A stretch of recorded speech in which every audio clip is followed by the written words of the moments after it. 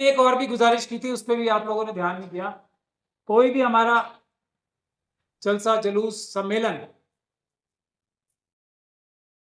गोष्ठी kitty party हो, कोई भी बैनर लगे उसके ऊपर कम से कम एक चीज तो हम लिख ही सकते हैं, ईवीएम हटाओ, देश बचाओ और बैलेट पेपर वापस लाओ। इतना लिखने में तो किसी का कुछ नहीं जाता। उससे एक मैसेज जाएगा कि हमारा फोकस नहीं टूटा। फोकस हमें पता है, फोकस हमारा बैलेट पेपर वापस लाना है। और वो आज जो आरएसएस और बीजेपी ने, मोदी जी और अमित शाह जी ने मिलकर जो बाबा साहब का एक वोट का अधिकार छीन लिया है ईवीएम के जरिए से, वो हमें पता है और हम उसको भूलेंगे नहीं। हर जगह उसको याद रखेंगे। नीचे आप कुछ भी लिखो। एक बार फिर वही गुजारिश मैं करना चाहता हूं, एक तो बहुजन और एक ईवीएम।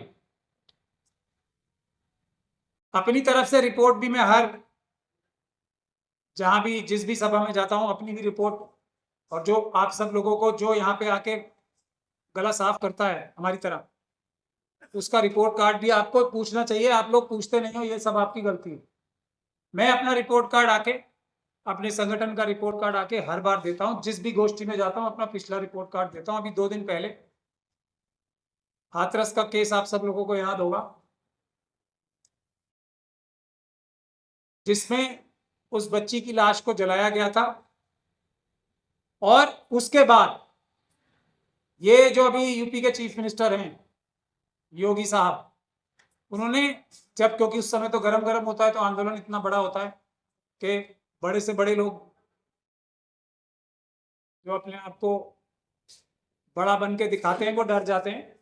ये तो समाज में हमारे ताकत तो है, लेकिन दिखाते कभी कभी।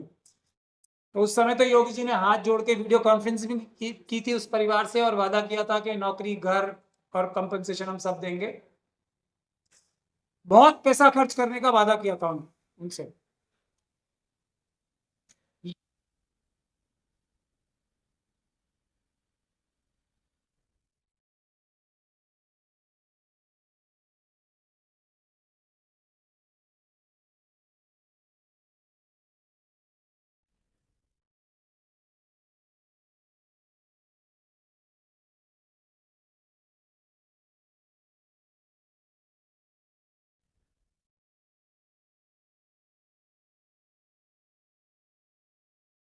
राहुल जी ने खुद आरएसएस की इनडायरेक्ट तारीफ एक फंक्शन में मैंने की। मुझे 4000 वोल्ट का झटका लगा था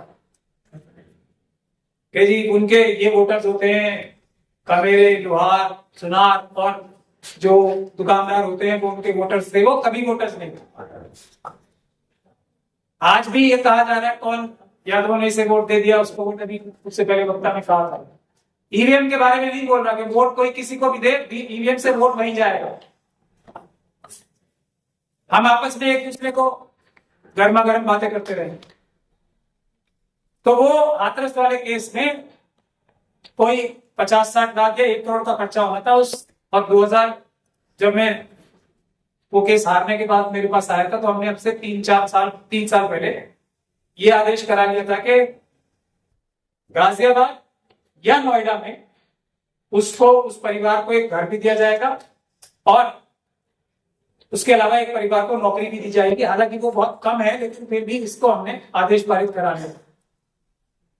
केंद्र सरकार ने हमारे परम आदरणीय मोदी जी और परम आदरणीय अमित शाह जी फ्यूचर जेल में रहने वाले दोनों और भी बाकी लोगों ने, और योगी जी ने जिन्हें भी जेल में रहना है लंबे टाइम के लिए, इन सब लोगों ने मिलकर करोड़ों रुपए, ऐसा मेरा अंदाजा है, क्योंकि देश के सबसे बड़े बड़े वकील इस बात के लिए कि ये करीब 1 करोड़ का जो खर्चा इस परिवार पर होना है उसको ना दिया जाए, कई करोड़ रुपए खर्च किए। अभी परसों इलाहाबाद हाईकोर्ट ने एक बहुत अच्छा ऑर्डर किया है जिसमें उस परिवार को घर भी देने का आदेश हुआ है, उसके बाद नौकरी का भी। और अगर ये साथ में उत्तर प्रदेश सरकार के बारे में इतनी सख्त बातें लिखी हैं, आप सब लोगों को भी पढ़ के मजा आएगा। मैं चाहूंगा कि आप लोग उसको जाके, नेट पे है वो ऑर्डर, उसको पढ़ें। और अगली डेट पे अगर ये आदेश 3 महीने में नहीं पालन हुआ तो जो उप चीफ सेक्रेटरी है उनको भी तलब किया गया है। ये रिपोर्ट कार्ड है। दूसरा रिपोर्ट कार्ड ये है कि हम 27 तारीख को, जो हम लोगों की जिम्मेदारी है कि जो जुडिशरी में भ्रष्टाचार की बातें रोज होती हैं, जुडिशरी में, न्यायिक व्यवस्था में जो खराबियां आने की बात रोज होती है और वो निष्पक्ष और इंडिपेंडेंट नहीं रह गई है, उसके बारे में हम सब लोग अपना गला साफ करते हैं, जोर जोर से करते हैं। और इधर वाले ईमानदार पत्रकार जो हमें वायरल करते हैं, जो हमारी मिलियंस में व्यूअरशिप जाती है, ये तो सब हो गया जबानी जमा कर।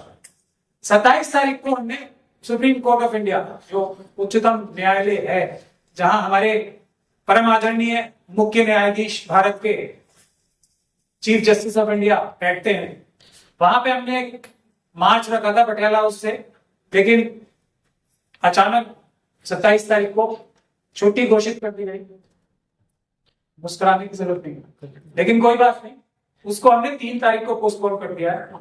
तो मैं ये रिपोर्ट भी है मेरी, जो वादे किए थे वो निभाने के लिए प्रोग्राम चालू है। हम इंडिपेंडेंस ऑफ जुडिशरी के, अभी आज भी मैं एक हमारा बार एंड बेंच नाम का वो एक न्यूज पोर्टल है, उसमें एक जस्टिस मेहता है हमारे सुप्रीम कोर्ट में, उन्होंने राजस्थान हाई कोर्ट के चीफ जस्टिस साहब के बारे में लिखा है कि वो चौके और छक्के मार रहे हैं। जो कुछ दिन पहले चीफ जस्टिस ऑफ इंडिया साहब ने टिप्पणी की थी अपने एक और फेलो जज के साथ मिलकर, जब रिटायरमेंट का टाइम आ जाता है तो जजेस चौके छक्के मारने लगते हैं, ज्यादा से ज्यादा, अब मैं अपने लफ्जों में बोलना चाहता हूं, मार कमाने के चक्कर में पड़ जाता है। तो जस्टिस मेहता अभी सिटिंग सुप्रीम कोर्ट के जज हैं, उन्होंने लिखा है कि राजस्थान के चीफ जस्टिस साहब शर्मा साहब जो है, जिनको हमारे चीफ जस्टिस साहब का निकट बताया जाता है, ऐसा भी बार एंड बेंच की उसमें रिपोर्टिंग नहीं लिखा है, वो चौके छक्के मार रहे हैं लगातार, तो उनको राजस्थान हाईकोर्ट से किसी और हाईकोर्ट में भेज देना चाहिए। ये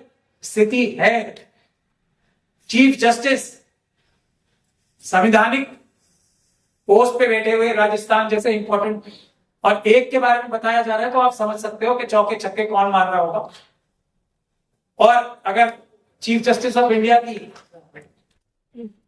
और जस्टिस बागची की बात सही भी टिप्पणी मान ली जाए, जो कि ओरल टिप्पणी थी और रिपोर्ट हुई है, तो रिटायरमेंट के नजदीक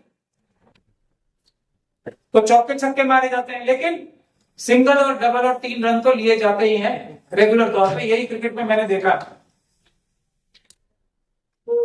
तो इसका मतलब हमारे चीफ जस्टिस ऑफ इंडिया ने भी इस बात को तस्लीम किया है। मैं उन्हीं के लफ्जों में बोलना चाहता हूं, क्योंकि ये रिपोर्टिंग है कि आखिरी टाइम तो छक्के मारे जाते हैं, तो सिंगल और डबल लेना क्या जायज है? सिंगल रेगुलर बेस पे पूरे मैच में जब तक टेन्योर रहता है, मैच यानी कि टेन्योर, ये जायज है। इन सब विषयों को लेकर हम लोग सुप्रीम कोर्ट पे 3 तारीख को मार्च कर रहे हैं, और ये जिम्मेदारी, क्योंकि मैं भी अधिवक्ता समाज से आता हूं, अधिवक्ताओं को सबसे पहले निभानी है। हम लोगों को आप सबकी ढाल बननी है, ये हमारी जिम्मेदारी है। तो हम ही लोग देश की न्यायिक व्यवस्था के सबसे बड़े दफ्तर या सबसे बड़े सेंटर सुप्रीम कोर्ट पे ये प्रदर्शन शुरू कर रहे हैं, जो होगा देखा जाएगा।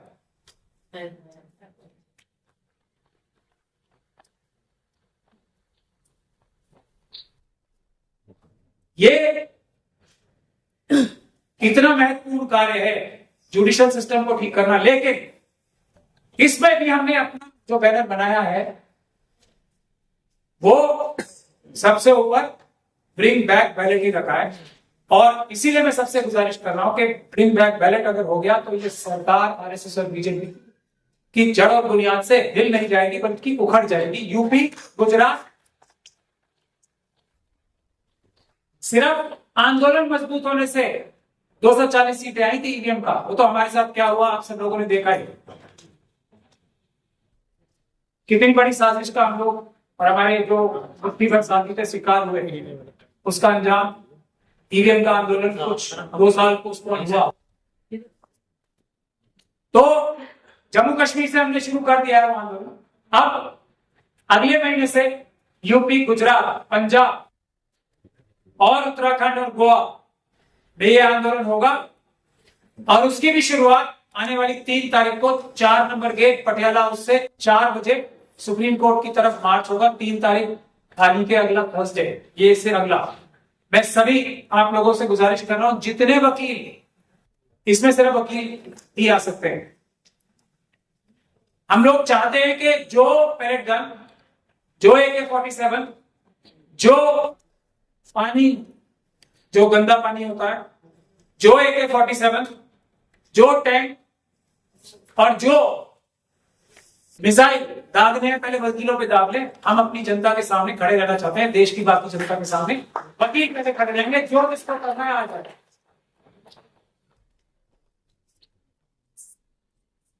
तो इसीलिए ये आने वाली 3 तारीख बहुत महत्वपूर्ण है। आपके जानने वाले रिश्तेदार, फैमिली मेंबर्स जितने भी वकील हों उनको वहां सबको भेजे, ताकि एक मैसेज चला जाए। अब कोई भी बदतमीजी, कोई भी करप्शन बर्दाश्त नहीं होगी। हाथ जोड़ के, कान पकड़ के उठक बैठक लगाना शुरू कर दें जो भी संवैधानिक पदों में बैठे हैं, जिन्होंने भ्रष्टाचार किया है। वरना इलाज करने के लिए वकील ही सबसे पहले आ रहे हैं, उसके बाद और मनन कुमार मिश्रा जी का भी इलाज जल्दी किया जाएगा और बढ़िया वाला किया जाएगा। सबूत इकट्ठे किए जा रहे हैं, बढ़िया वाला इलाज होगा उनका। और उसकी वजह है क्योंकि वकीलों की जिम्मेदारी तो देश की आम जनता की रक्षा करना, उनकी ढाल बनना है।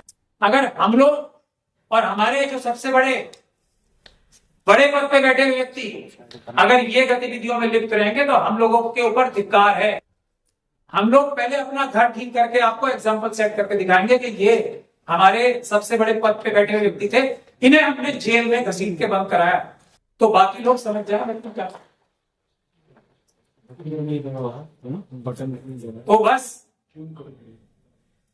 मैं तो यही कहना चाहता हूँ, जितना भी समय आपको मिले इन गोष्ठियों में आए, इन सेमिनार्स में आए, लेकिन थोड़ा टाइम निकाले। मैंने पिछली बार भी आप लोगों से गुजारिश की थी, अभी हमारा वकीलों का जो ये आंदोलन है, ये 1-1.5 महीने में हम पूरा देश में माहौल बना लेंगे। हमें उन लोगों की लिस्ट चाहिए सबसे पहले जो जेल जाने के लिए तैयार नहीं है, बेकरार। वो लिस्ट दे, इनको भी, इनसे भी गुजारिश है, वो लिस्ट बना के हमें सबमिट करें। सिर्फ लिस्ट बनाने से भी हमारा बहुत बड़ा काम हो जाएगा। अगर हमारे पास लाखों लोगों की इस बात की लिस्ट होगी जो हमारे से सवाल करे, कब लेके जाओगे प्राचा जी, जेल कब जाना है, आप इतनी देर क्यों लगा रहे हो, ये जब सवाल करना शुरू हमसे हो जाएगा, मिशन से, कॉन्स्टिट्यूशन से, तब देखो आप देश में एक बड़ा परिवर्तन आना शुरू हो जाएगा। हमें इसलिए सबसे महत्वपूर्ण काम यह है, जेल जाने के लिए जो लोग तड़प रहे हैं, कब जाएंगे और कौन सी में जाएंगे। मुझे ये वाली पसंद है, मुझे वो वाली पसंद है, वहां भिजवाइएगा। मुझे तिहाड़ पसंद नहीं है, मुझे मंडोली जेल पसंद है, मुझे वो गुजरात में जो है साबरमती पसंद है। ये लिस्ट जब आने लगेगी ना लोगों के पास, तो और जितने हमारे यूट्यूबर्स भी हैं और जितने हमारे लोग वायरल होते हैं, उनसे भी मैं गुजारिश करूंगा कि ये गुजारिश सबसे करें कि हमारे मिशन से कॉन्स्टिट्यूशन के ऑफिस में वो लिस्ट बना के दें, और लिस्ट भी बना के दें कि हमें ये वाली जेलें पसंद है। कोई कश्मीर की जेल जाना चाहता है, वहां का माहौल, मौसम तो बहुत अच्छा है। कोई केरल की जेल जाना चाहता है, भाई सबको सेंट्रल जेल तो सब जगह है, तो वो लिस्ट तैयार करना शुरू कर दीजिए। मैं हर बार आपसे रिक्वेस्ट कर रहा हूँ, अब ज्यादा समय नहीं है क्योंकि वकील तो वो काम शुरू कर चुके हैं।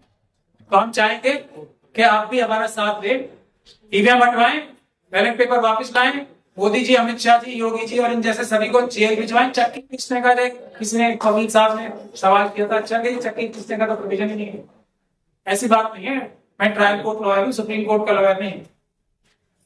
जो मुशक्कत होती है ना, आज भी कह दे मुशक्कत, यानी कि रिगरस इम्प्रिजनमेंट नहीं होती, और कोई ना कोई काम जेल में पैसे कमाने के लिए भी किया जाता है। तो मोदी जी और अमित शाह जी की लाइव स्ट्रीमिंग भागवत जी के साथ चक्की पीसने का काम हम इंट्रोड्यूस कराएंगे और चक्की ही पिसवाएंगे, और कई साल तक, जब तक वो जिंदा है, वो जेल में रहेगा। अमित शाह साहब को मैं भूल गया था, वो बड़ा बुरा मानते हैं, मैं भूल कैसे कहता है उनको। तो ये सपना हमारा सपना ना रह जाए।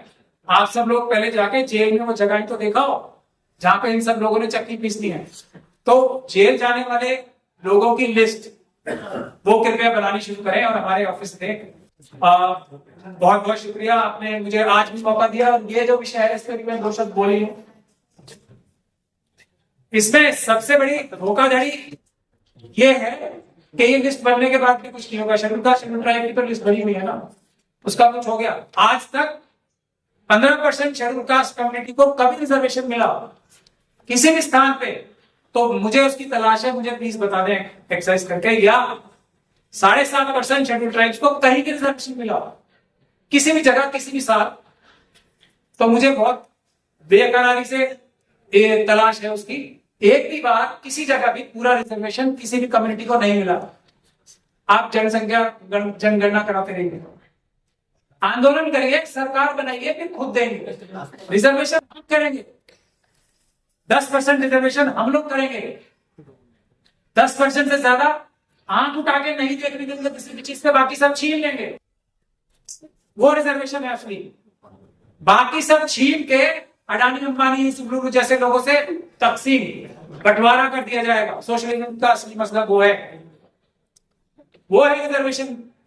10% जिनका है, 10% उनके घर पे दरवाजा नॉक करके, और अगर दरवाजा नहीं खोलेंगे तो दरवाजे के बाहर रख के आया जाएगा वो 10% एक एक घर के बाहर। बाकी सब संविधान और कानून के जरिए छीन कर बांट दिया जाएगा। सोशलिज्म का जो बेसिक प्रिंसिपल है, बहुजन समाज, ये है इतना सा छोटा सा रास्ता है, उस पर फोकस करें हम। ये जनगणना वनगणना की जरूरत ही नहीं पड़ेगी। जब जनगणना और न्याय करने वाले हम लोग हो जाएंगे तो सबके साथ न्याय करेंगे ना, बहुजन समाज के लोग न्याय करने वाले। सर पड़ेगी ना सब चीजों की। 25% अंग्रेजों के आने से पहले 25% जीडीपी भारत की थी। अगर दुनिया की 1/4 वेल्थ भारत में आ जाएगी तो कोई घर ऐसा नहीं बचेगा जो खुशहाल ना हो, जिसके पास हेल्थ केयर ना हो, जिसके पास पढ़ाई लिखाई ना हो, जिसके ऊपर अच्छा घर ना हो, और जिसका घर खुशहाल ना हो। 1/4 वेल्थ भारत की कैपेसिटी है। बस मुझे यही बात आपसे कहनी थी। 3 तारीख का सब याद रखिएगा, जितने भी वकील आपके जाने वाले हैं, मेहरबानी करके उनको दावत दीजिएगा आए, क्योंकि अब असली लड़ाई जंग आंदोलन शुरू हो चुका है। ये रुकेगा नहीं जब तक बंद हो गया बहुजन समाज का राज नहीं आता।